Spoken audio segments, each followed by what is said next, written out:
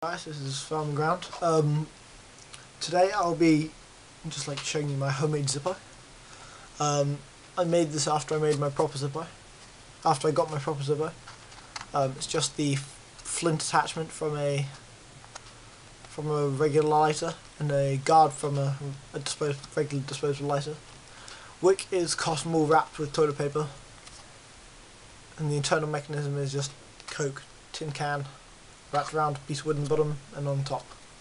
So this is the first test in real life and on camera. So 3, 2, 1.